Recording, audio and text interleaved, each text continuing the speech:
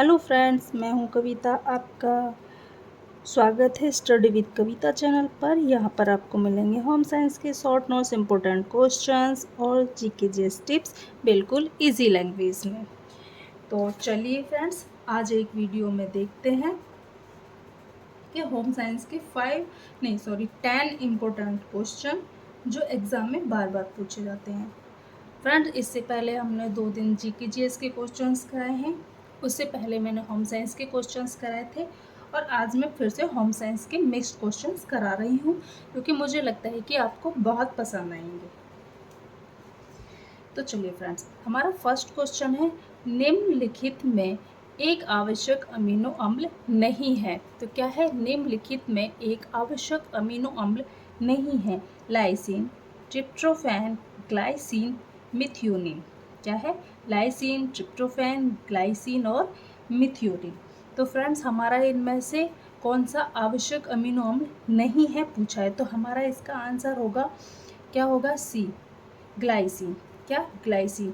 Lysine, tryptophan, methionine हमारे आवश्यक अम्ल हैं और इनमें ग्लाइसिन हमारा अनावश्यक यानी कि नॉन एसेंशियल एसिड है।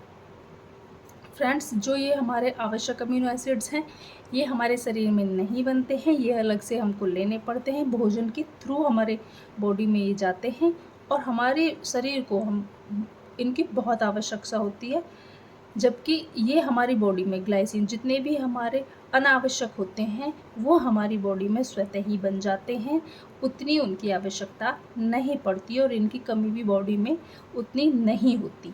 हमारा सेकंड क्वेश्चन है, एथलेटिक खिलाड़ियों के लिए कैल्शियम की आवश्यकता, मतलब कि एथलेटिक खिलाड़ियों के लिए कैल्शियम की कितनी आवश्यक मात्रा होनी चाहिए। तो फ्रेंड्स, हमारा पहला ऑप्शन है 1200 mg% से कम अथवा फास्फोरस 40 mg% से कम, 1200 mg एवं फास्फोरस 400 mg से अधिक। सी, 240 mg% से अधिक एवं फास्फोरस 50 mg% से अधिक। डी, 240 mg एवं फास्फोरस 50 mg से कम। तो फ्रेंड्स, हमारा इसका सही आंसर होगा बी। कितना होगा? बी, 1200 mg% एवं फास्फोरस 40 mg से अधिक की आवश्यकता होती है हम एक एथलेटिक्स खिलाड़ी को, क्योंकि फ्रेंड्स, एथलेटिक्स खिलाड़ी को हड्डियां मजबूत करने के लिए और मांसपेशियों को सुचारू रूप से, ताकि मांसपेशियां सुचारू रूप से कार्य करो और वह स्वस्थ रहे, इसीलिए उसको अधिक की आवश्यकता होती है। सामान्य से अधिक उसको कैल्शियम और फास्फोरस लेने होते हैं। थर्ड क्वेश्चन है हमारा, आयरन का सबसे अच्छा स्रोत है गेहूं, चावल, बाजरा, मक्का। तो हमारा आयरन का सबसे अच्छा स्रोत क्या है? बाजरा। क्या है? बाजरा। क्यों है बाजरा? देखिए, गेहूं, चावल, मक्का, गेहूं और चावल, ये मक्का, ये हमारे क्या हैं? गेहूं और चावल हमारे कार्बोहाइड्रेट के अच्छे स्रोत हैं। किसके अच्छे स्रोत हैं? कार्बोहाइड्रेट के। मक्का और इनमें आयरन बहुत ही कम पाया जाता है और मक्का में तो सबसे कम मात्रा में थोड़ा बहुत आयरन की मात्रा पाई जाती है, बट इनमें कार्बोहाइड्रेट अच्छी मात्रा में पाया जाता है, तो इसीलिए इनमें से हमारा जो सबसे अच्छा उदाहरण होगा वो होगा बाजरा। हमारा फोर्थ क्वेश्चन है, वयस्क पुरुष के लिए प्रतिदिन कैल्शियम की आवश्यकता। एक वयस्क पुरुष के लिए प्रतिदिन कितनी कैल्शियम की आवश्यकता पड़ती है? तो एक वयस्क पुरुष के लिए हमारे जो पर डे प्रतिदिन कैल्शियम की आवश्यकता होती है फ्रेंड, वो होती है 36 mg। कितनी होती है? 36 mg। वैसे फ्रेंड्स, हमारे जो ICMR और RDA के अनुसार 600 mg पर डे, एक वॉइस के लिए कितना? 600 mg पर डे लेना होता है, लेकिन इसमें इस टाइप से यूनिट्स में पूछा है तो हमारा इसमें 36 mg आएगा।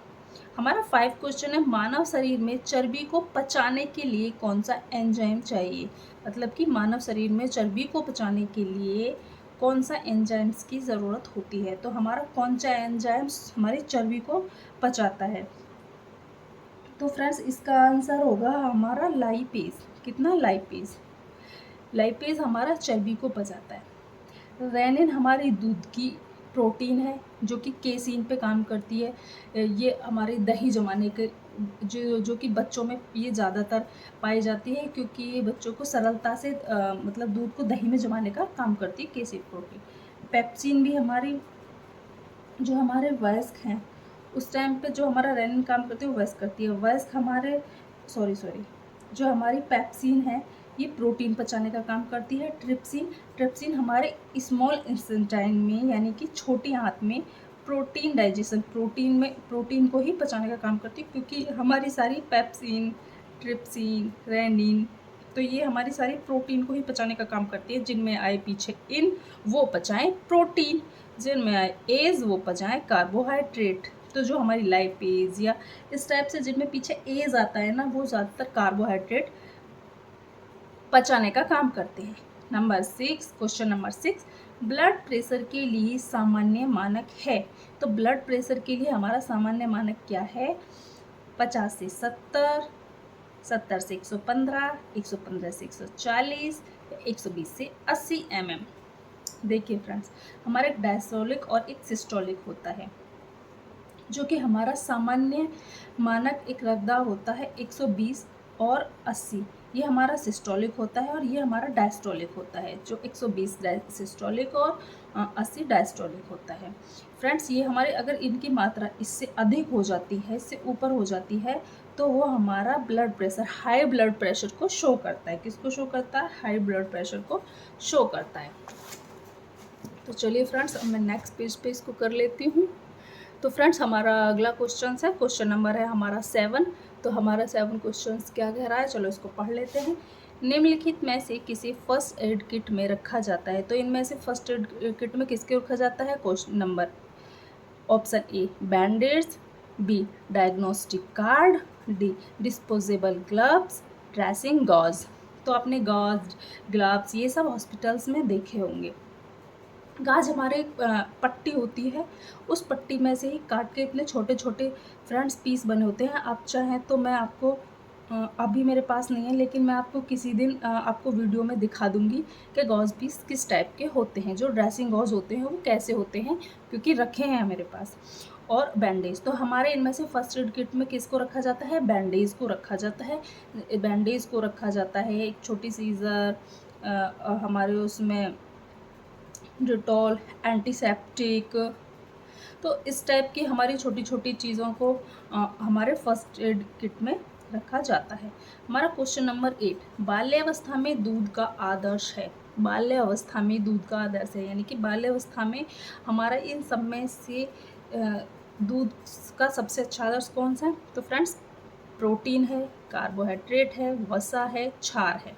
तो क्या होगा इनमें से? हमारा प्रोटीन। क्या है? प्रोटीन।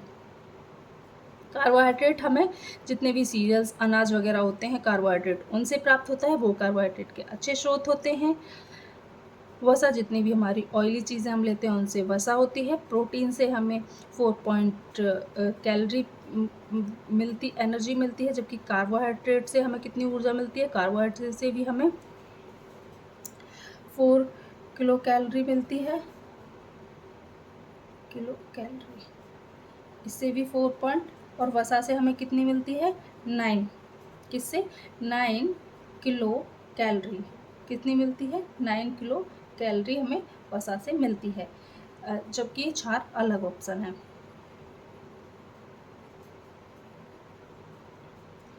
और फ्रेंड्स, हमारा नेक्स्ट क्वेश्चन है, क्वेश्चन नंबर 9, मानसिक स्वास्थ्य को बनाए रखने के लिए किन कारकों को ध्यान रखना चाहिए? तो मानसिक स्वास्थ्य को बनाए रखने के लिए हमें इनमें से किन कारकों को ध्यान में रखना चाहिए? नंबर 1 नंबर ए समाज, बी वातावरण, सी शारीरिक स्वास्थ्य, डी भूत तत्व।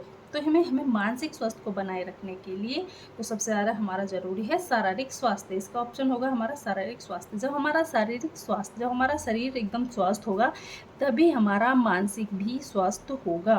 तो इसीलिए हमें मानसिक स्वास्थ्य को बनाए रखने के, मेंटल डेवलपमेंट को करने के लिए, बढ़ाने के लिए हमें व्यायाम वगैरह या इस टाइप्स के करते रहना चाहिए, जिससे कि हमारा शरीर स्वस्थ रहे और हम मेंटली भी हेल्दी रहें और अच्छे रहें। नंबर 10, हमारा क्वेश्चन नंबर 10 है, डायबिटीज़ के रोगियों को कौन सा आहार देना चाहिए? तो डायबिटीज़ के रोगियों को कौन सा आहार देना चाहिए फ्रेंड्स? ए ग्लूकोज युक्त भोजन, मीठा युक्त भोजन, रेसे युक्त भोजन या अत्यधिक वसा युक्त भोजन। तो फ्रेंड हमारे डायबिटीज़ के रोगियों को कौन सा आहार देना चाहिए? देखिए, सबसे पहले हम यहाँ देखते हैं ग्लूकोज युक्त भोजन। हम डायबिटीज़ के रोगी को कभी भी ग्लूकोज युक्त भोजन नहीं दे सकते, क्योंकि ग्लूकोज एक साथ इन्हेंस करता है किसको? डायबिटीज़ को। वो एक साथ इस एनर्जी को, ऊर्जा को एक साथ बढ़ाता है। मीठा, हम मीठा, क्योंकि आपको पता है मधुमेह यानी कि जो शुगर के पेशेंट होते हैं उनको मीठा भी नहीं दे सकते। हम उनको अत्यधिक ऑयली भी नहीं दे सकते, क्योंकि ये भी अधिक एक साथ वसा को बढ़ाता है। तो जो हमारा रेसे युक्त भोजन होता है, कौन सा? रेसे युक्त भोजन, वो हमारा क्या करता है? हमारा जो ऊर्जा है उसको धीरे धीरे बढ़ाता है। तो रेसे युक्त भोजन डायबिटीज़ के रोगियों को देना चाहिए।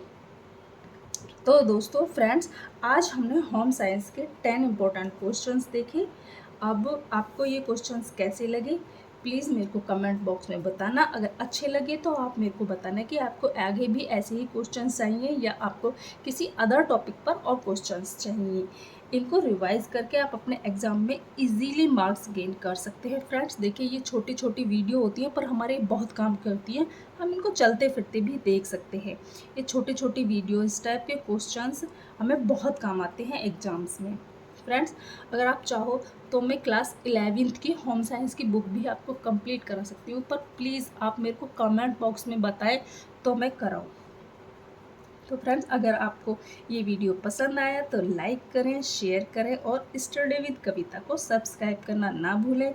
नेक्स्ट वीडियो में और भी एग्जाम ओरिएंटेड क्वेश्चन लेकर आऊँगी। और फ्रेंड्स, इसको प्लीज़ सब्सक्राइब ज़रूर करना। Thank you.